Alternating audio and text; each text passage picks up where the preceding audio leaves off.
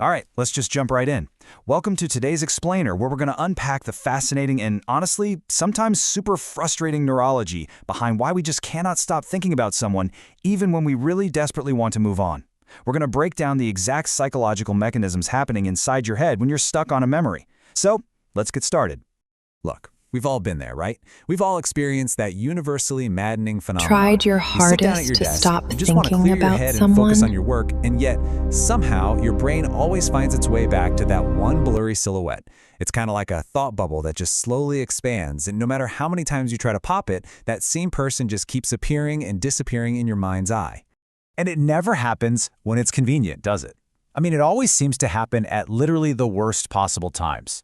You'll be driving, completely distracted by these thoughts, or worse, you're lying in bed, eyes squeezed shut, just trying to get some rest, and suddenly your brain lights up glowing red.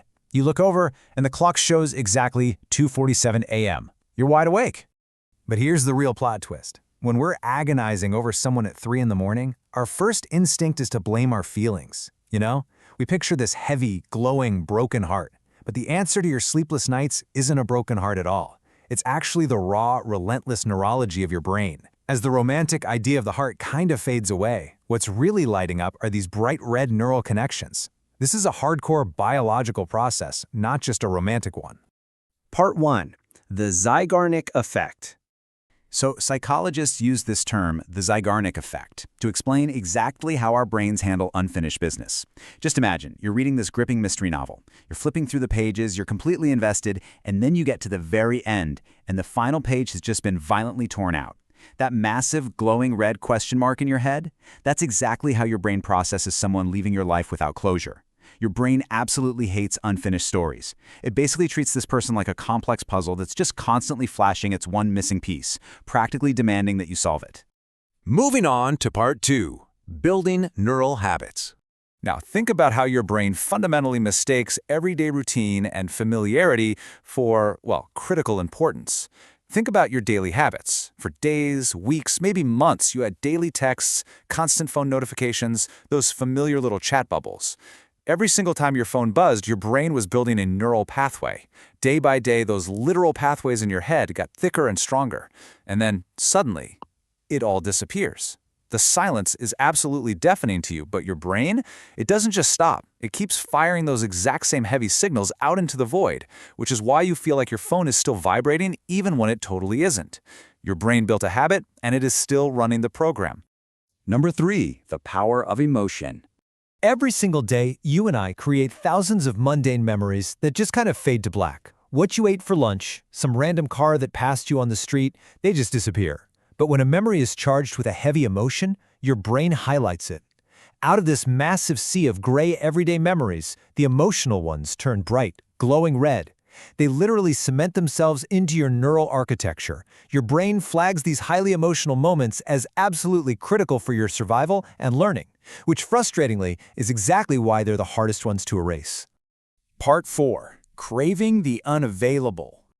Okay, next we have to talk about psychological reactance. It's basically our inherent, deeply human obsession with restrictions. Picture reaching out for a door, and right as your hand gets close, the door violently slams shut and a glowing red lock appears on it. The second a metaphorical red lock appears on a relationship, your brain activity just spikes. And the crazy part is, this isn't necessarily because you even need what's behind the door. It's because human nature fundamentally demands access to what is suddenly unavailable to us. We are hardwired to push back against restrictions, which makes the forbidden thought the most attractive one of all. Number 5. Editing your memories. Now let's look at another pretty wild trick your mind plays on you. Your brain essentially acts as a heavily biased movie editor when it looks back at the past. We all love to think of our memory as this flawless, objective recording, like a perfect videotape of reality, but it really isn't. It's actually a glitching tape. As time passes, your mind actively edits your memories. It creates this beautifully idealized photo album. It magically makes the negative moments disappear, while only the positive, happy moments glow brightly. So you have to realize, you aren't actually missing the reality of that person. You're missing the heavily edited highlight reel that your brain manufactured to protect you. And finally, Part 6. The White Bear Paradox. This is the real kicker of our whole investigation. The totally ironic reason why trying to force someone out of your head always backfires. Let's do a quick experiment right now. Whatever you do, I want you to try not to think about a white bear. Ready? Okay, what just happened? Instantly, a white bear popped right into the center of your mind, probably with a big red circle around it. This perfectly proves that the very act of suppressing a thought actually guarantees that you're going to obsess over it. By explicitly telling your brain, hey, don't think about them, you are actively handing your brain a constant, glaring reminder of exactly who to think about. So, the next time you find yourself stuck on a memory at 2:47 a.m., I want you to remember all of this. You are not emotionally broken. Your brain is simply trying to solve an unfinished puzzle, it's firing down old habit pathways, it's highlighting emotional data, reacting to a locked door, and completely failing the white bear test.